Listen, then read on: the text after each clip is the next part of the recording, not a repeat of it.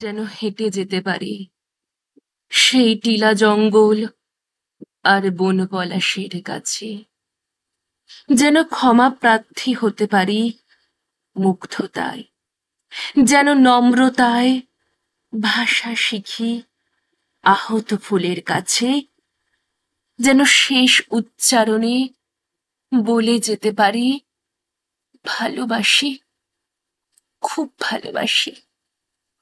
যেন গান গাই মায়ের ভাষার গান, যেন স্তব্ধ হারমোনিয়াম আর সাদা কালো অ্যালবামে রাখা থাকে ফেলে আসা জীবনের না বলা পরাণ কথা।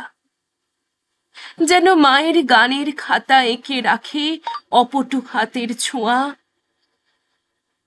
রবি ঠাকুরের চেনা ছবি। জীবন, জীবন তুমি কবিতার মতো হয়ে ওঠো, আমি আর কিছুই চাই না।